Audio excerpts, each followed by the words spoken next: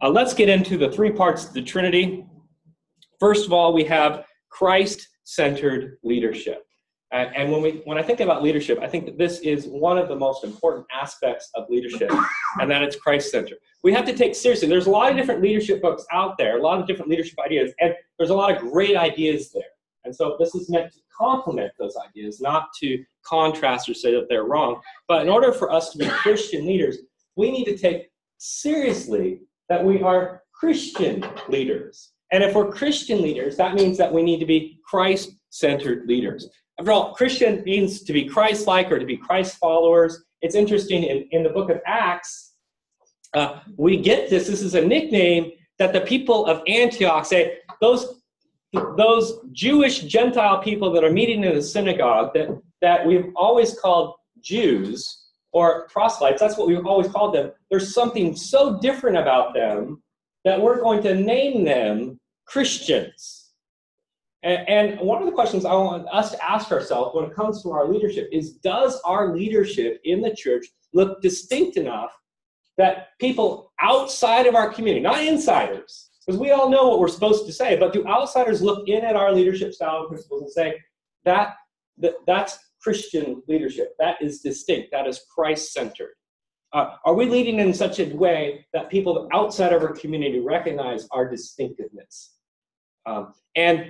And this label Christian by the people of Antioch helps to teach us a bit of that lesson, that they saw something so fundamentally different, that a group that had been traditionally associated with Moses and the synagogue, they now are saying, no, they're not the Jewish people anymore. They're not followers of Moses. They're Christians, Christ followers of leadership. We can take seriously the call that Jesus says to his disciples at the opening of the Gospels, particularly Mark, of follow me, and I will make you fishers of people. As Christ followers, are we putting Christ at the center? As I've already said, a leader requires a follower. The other side of it is, if we are putting Christ at the center, if we're taking seriously that he is the leader, guess what? That means you're not in charge. I'm not in charge. Right? Churches that put pastors in charge, ministries that put CEOs in charge, if Christ isn't in charge of them, then it's not Christian leadership.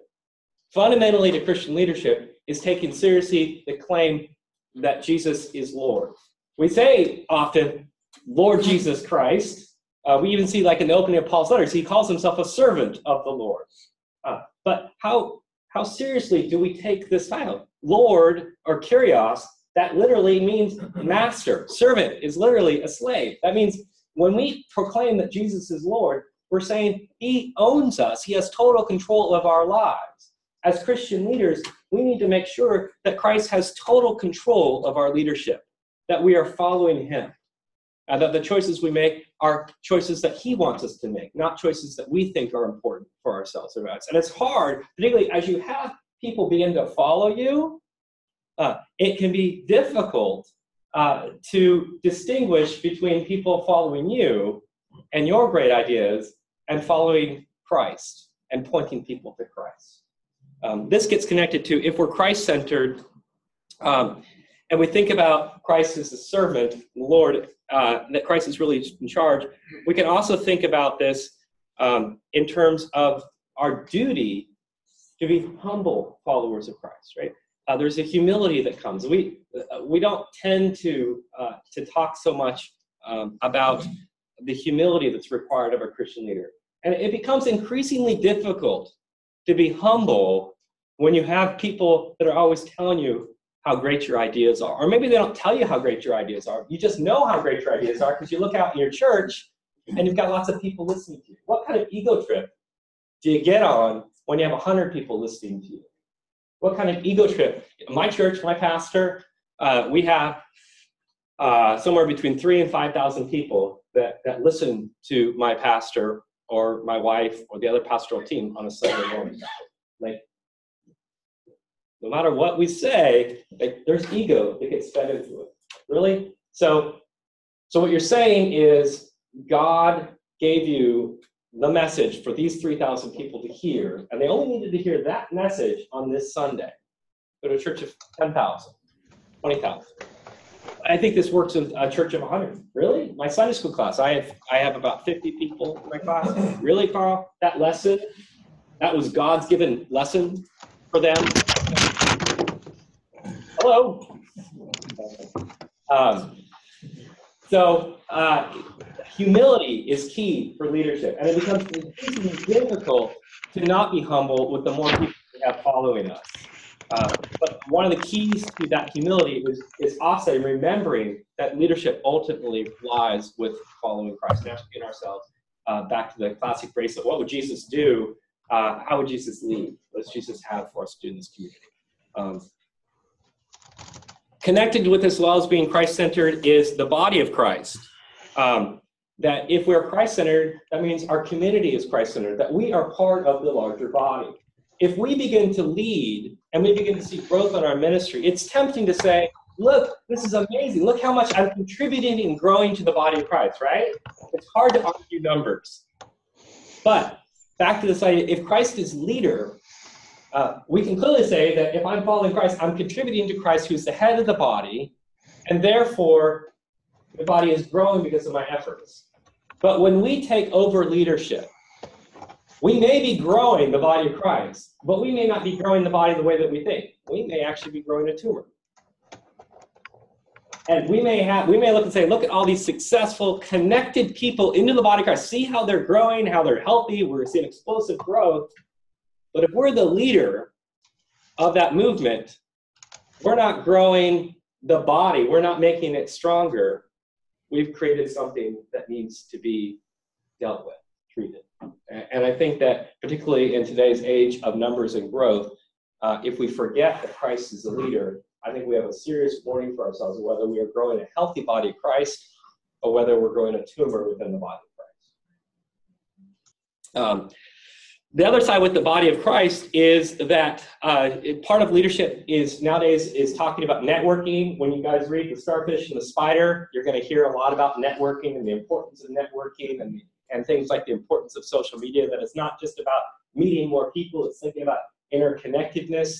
And as a church, we're already naturally an interconnected people because we are all part of the same body, the body of Christ. The things that I do affect you, and the things that you do affect me.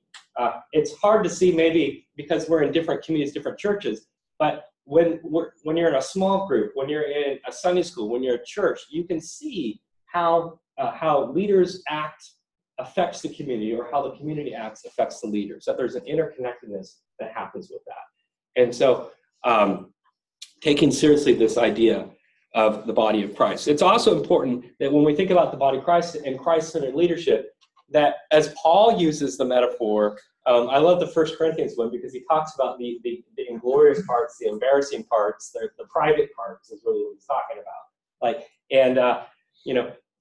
When we think about the body, maybe many of us want to be the mouth. But just as important to the mouth is your bottom. What comes in has to come out. And in fact, the bottom might be more important. You could die from sepsis if things aren't properly treated. Maybe we want to be the hands. We want people to see it. But just as important to the hands are the feet to carry people places. And so as leadership, one of the challenges, I think, for leadership when we start to think about teams is to think about the interconnectedness of the body of Christ, to think about what part we are as the body of Christ, as well as what part other people are, and to be giving praise and credit to people who we don't necessarily naturally want to give praise and credit to. We just don't think about as leaders. But one of the keys, I think, to successful ministry is a ministry in the spirit of encouragement and thinking about the interconnectedness, that when something that I do and may look like a win, it's not just me that is happening as a win for the kingdom. It's a win for the entire body of Christ. When someone else has a win, that's a win for the body of Christ. When someone else is hurting in the church, that I should be hurting as well, because we're all interconnected as the body of Christ. And there's strength that comes with that kind of networking. And as a leader, the more that we can leverage our interconnectedness through Christ, that we are all part of his body, not part of my body, not part of my ideas, but a part of his body, the stronger our leadership